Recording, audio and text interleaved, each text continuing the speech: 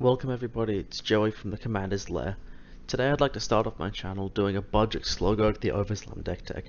This deck's pretty out of my comfort zone, which is interesting for my first video, because I never play Simic, but regardless, blue and green have the tools for success, with the price coming in at $40 at the time of recording on Card Kingdom.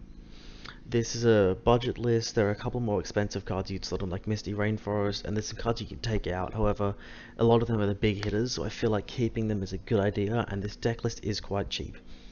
I love EDH and I love budget brews, so I've kind of combined them two here into this deck list, and I hope you guys like it. It's a bit of a self-mill strategy where effectively what you want to do is you just want to put all your lands into the graveyard, either from your library or from the battlefield or even from your hand, just to get value, and then just trample over and win 3 mana damage with Slogurk. Slogurk the Overslime is a 3 mana 3/3 for 1 green and a blue. It's a legendary creature ooze.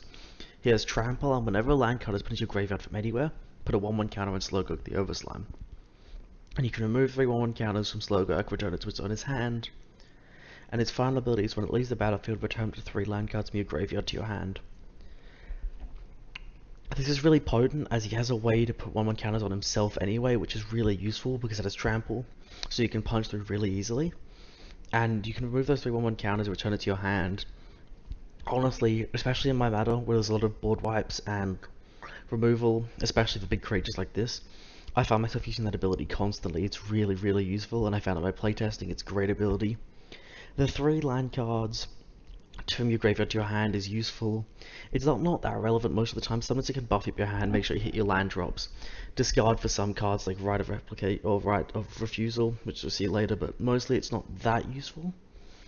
But overall, on Slogurk's EDH rec page, at the time of recording, he has 807 decks, and a lot of what you see is like a lot of just like general land themes. So Azusa, Lost but Seeking, Harrow, Elvish Reclaimer, just pretty decent land, and a couple of sacrifice triggers, but mostly nothing special.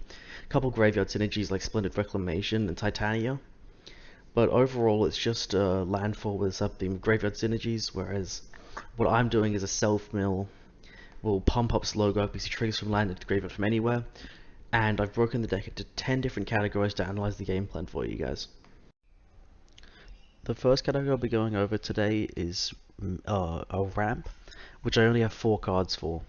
This is because Slogurk is only 3 mana, and a lot of our deck has a low curve, capping out at 5 mana. And so Slogurk normally comes out at turn 3, especially because we have lots of lands to ensure land drops.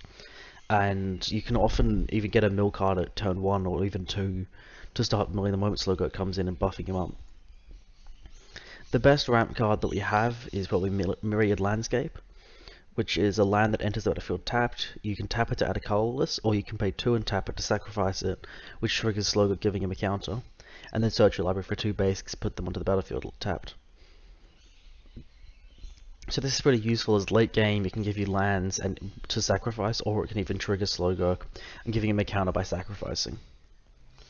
To ensure that we hit our land drops, and from mill and both from turn 1 to 3 to get Slogurk out, I've got a land count of 59. 36 of these are mana-based lands, with the primary use being played for mana or milled through various milling cards in the deck. So these include a lot of basics and then budget lands like Simic Guildgate that enters taps and can add green or a blue. So the next part is land to round off a mana base is lands that we buff our commander mostly. So any card that can get itself into the yard either by sacrificing or with cards like Slippery Cast, you can cycle it for 1 mana. And cards like Evolving Wild are great to sacrificing and go fix us. A favorite of mine is Centaur Garden. It enters the battlefield untapped, and you can tap it to add for a green, but it deals 1 damage to you, which, as we know in Commander, is an inconsequential amount of damage. And it has a threshold cost, so that's if your graveyard has 7 or more cards in it, which, as we're in a mill deck, is incredibly easy to reach. You can tap it to sacrifice, and give a creature +3/+3 until end of turn. So by sacrificing it for 1 green mana, you give Slogurk a 1/1 counter, which is already a good rate. And then for that turn you buff him for +3/+3, which means you get +4/+4 on the 1 turn, which is a massive swing, especially with Slogurk, with Trample, and you can just punch through for quite a lot with what primarily used to give us mana. So all of these provides value when we play them, as they can buff up or use additional effects, or even just give us cards and act as even a bit of a win con by building up the deck slowly. Having our lands come with a payoff is great, but we also need cards that can mill lots of lands at once, or just over time, to get the strategy really going and buff Slogurk. Cards like Crawling Sensation mill 2 cards per turn, which is generally 1 to 2-ish counters on Slogurk, which is great. And when landed hits the graveyard from anywhere, it also gives us a 1/1, which gives us some blockers, which is great because our deck's creature light, and sometimes that can be all we need to stop an incoming attack and win the game. Other cards like Dreamborn Muse can provide massive value at the beginning of each player's upkeep. They discard or put X cards on top of their library into the graveyard, where X is their hand, which can be amazing for us. Especially in our deck, because that generally we have 6-ish, 7 cards, and that can really give us 3 or 4 maybe lands, which is really good per turn. And so Traumatize is a massive one-shot effect. It's 3 red blue for a sorcery where target player puts the top half of his or her library rounded down into his or her graveyard. So this is amazing for us. So it's a one-shot and a potentially game-ending, and therefore and hence it explains why it's the most important card in the deck, coming in at around $3. So milling half our library, we can get roughly 20 to 30-ish counters on Slogurk, which can be amazing and really win us the game. Gamekeeper is also a hidden gem. This is a really old card. I don't see it around very much, but I really love this card. It's a creature, one of our only creatures in the deck, and it's 3 green for a 2/2 elf. When it is put into the graveyard from the battlefield, you may exile it. If you do, reveal cards to the top of your library until you reveal a creature card. Put the card into the battlefield, and all the others reveal this way into your graveyard. So this is great because it gives us a bit of additional value through one of those creatures, whatever it is. But also it mills a bunch of cards for us. So given that there's only 4 other creatures, excluding Slogurk and Gamekeeper, that's roughly 25-ish cards, about a quarter of our deck we get to go through, and get maybe even 10 plus counters on Slogurk, which again can just be massive for us. The majority of our deck is a Voltron Enabler, coming in from our land base to mill, to any card that even protects him can help us. And this makes him huge, and cards like Quandrix Command are great for this. Cost 1 blue-green.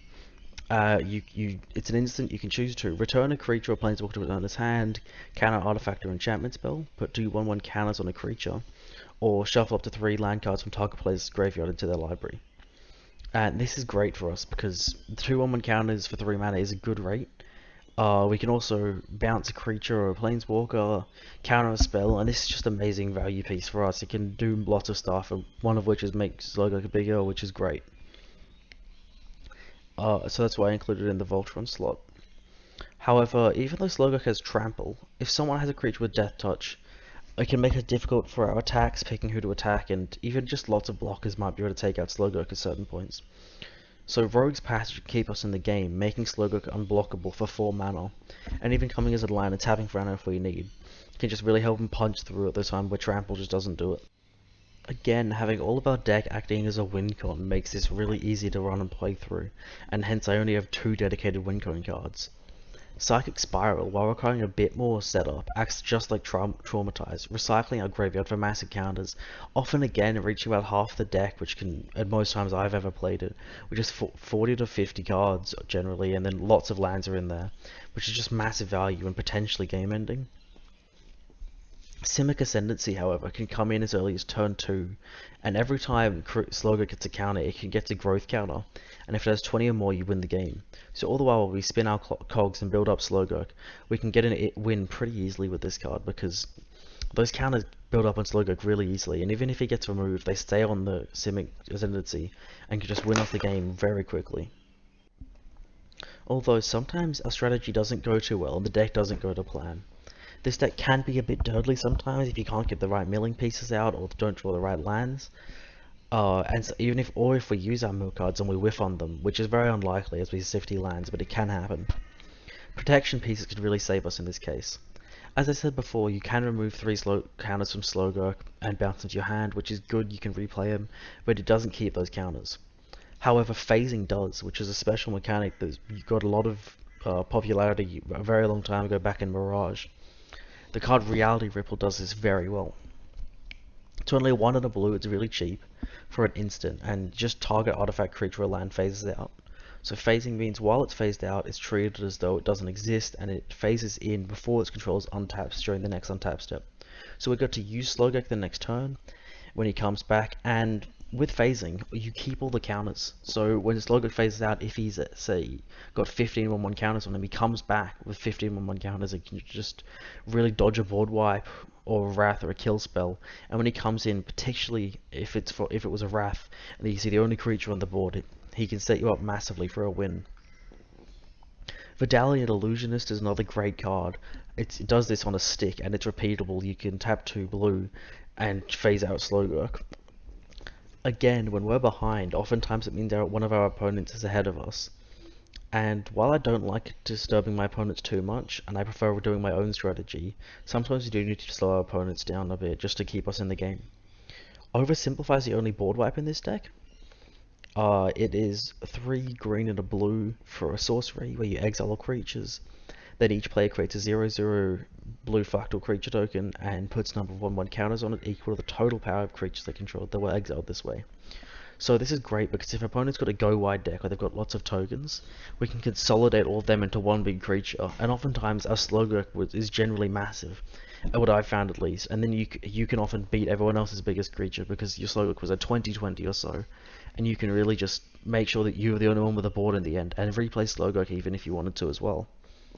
This card has really been even a game ender in some cases when I've tested this deck. And I don't like counter spells. I prefer to use kill spells. We don't really have too many of those in Simic. And Rites of Refusal slots perfectly into this deck. It's 1 and a blue for an instant, where you discard a number of cards and counter target spell unless the controller pays 3 for each card discarded this way. So this is incredible in this deck because it ends up being that we can discard a number of lands from our hand, and say we have 4, that's a pretty usual amount in this deck of lands in your hand. Then it costs 12 mana for our opponents to stop it, which I don't see them ever paying for. And additionally, that gives us 4 1/1 counters on Slogurk. So that would be 2 mana to counter a spell and get 4 counters, and I think that's pretty useful. And this, honestly, a couple of times has given me 10 plus counters and just literally won me the game. And regular counter spells are harder to respond to, but I really think this will be fine. Foil is in a similar scene here. It's another great card. While it costs 4 mana for a counter spell, we can discard a island from our hand, which then turns this into a 0 mana counter spell, and that gives us a 1/1 counter. So while it isn't as splashy as Rites of Refusal, a 0 mana counter spell is incredibly popular in this format, and it has extra value for this deck. So that wraps up my Slogurk deck. I've played this deck a bunch and playtested it for this video, and I've given it to people in my LGS and they've all loved it. Not including basics, this deck only costs 40 bucks on Card Kingdom, and it can make a massive impact even if sometimes it's a bit slow. I really enjoy this deck and I thought you guys might too. Simic generally isn't that fun for me, but I know a lot of people enjoy it, and this deck can definitely be fun for all kinds of players. It's really some powerful combos with Traumatize there, or just some constant value. It really has something for everyone. And thank you everyone who's stuck this far, or even if you haven't and you won't see this, I really appreciate everyone watching this video. And I'd love to make a strong sense of community, so if you could leave a like and just tell me what you think, or have another build for Slogurk, that'd be great to let me know. Just tell me what you think, we can talk about it, maybe brainstorm even better deck ideas. Thank you guys for listening, I'll see you next time.